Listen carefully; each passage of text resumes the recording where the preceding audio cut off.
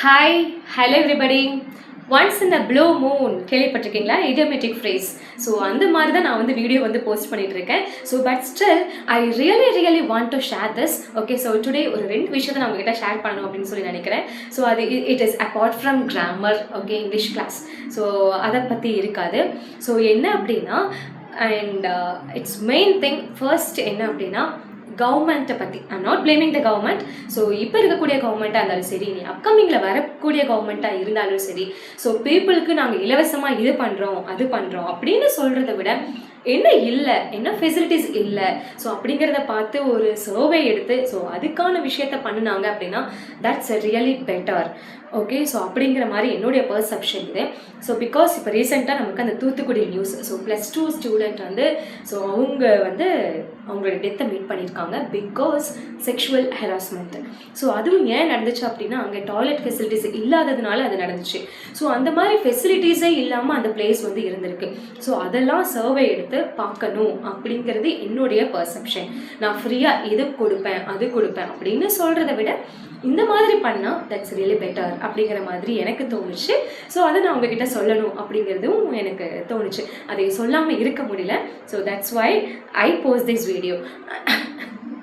And second thing I just want to talk about, okay, so இப்போ பீப்புளை வந்து இவங்க தான் அப்யூஸ் பண்ணாங்க அப்படின்னு சொல்லி நம்ம கண்டுபிடிச்சதுக்கப்புறம் அவங்களுக்கு சொல்யூஷன் வந்து என்கவுண்டர் அப்படின்னு கொடுக்குறோம். ஓகே, ஸோ நான் வந்து ஒரு நாவல் படித்தேன். அந்த நாவல் படிக்கிறதுக்கு முன்னாடி என்கவுண்டர் தான், ஆமாங்க, இதுதான் வந்துட்டு பெஸ்ட்டு சொல்யூஷன் அப்படிங்கிற மாதிரி தெரிஞ்சுது.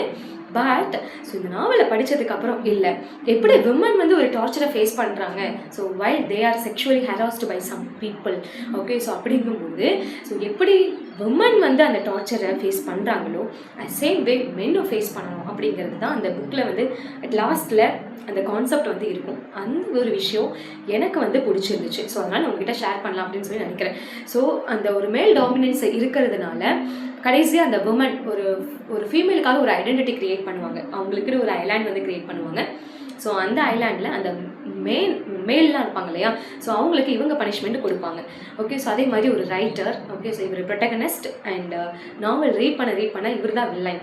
ஓகே, ஸோ இவருக்கு கிராடி அப்படிங்கிற அந்த பர்சனுக்கு கடைசி அவங்க என்ன பனிஷ்மெண்ட் கொடுப்பாங்க அப்படின்னா, காஃபின் இருக்கு இல்லையா, சவப்பெட்டி, அதில் உயிரோடு அவரை வச்சு பரி பண்ணிடுவாங்க. ரொம்ப okay deep earth. Okay, so அந்த அளவுக்கு அவரை வந்து பரீட் பண்ணிடுவாங்க.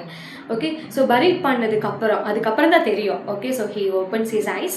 அப்புறம் தான் வந்து அவருக்கு இந்த மாதிரி ஒரு இது வந்து ஸ்ட்ரகிள்ஸ் வந்து அவர் ஃபேஸ் பண்ணிட்டு இருக்காரு அப்படிங்கிறத வந்து அந்த நாவலில் வந்து சொல்லுவாங்க. ஸோ பனிஷ்மெண்ட்டே விமன் வந்து அவங்களுக்கு என்ன கொடுத்துருக்காங்க அப்படின்னா, காஃபினில் பரீட் பண்ணுறது, அதுவும் உயிரோட பரீட் பண்ணுறது. ஸோ அந்த மாதிரி பண்ணுனா இன்னுமே ஒரு சொல்யூஷன் நல்லா இருக்கும் அப்படிங்கிற ஒரு கான்செப்டை நான் வந்து இந்த வீடியோ ரெஜிஸ்டர் பண்ணணும்னு நினைக்கிறேன். உங்களுக்கு வந்து என்னென்ன பனிஷ்மெண்ட் கொடுக்கலாம் இந்த மாதிரி பீப்புளுக்கு அப்படின்னு தெரிஞ்சதுன்னா ப்ளீஸ் கமெண்ட் பிலோ.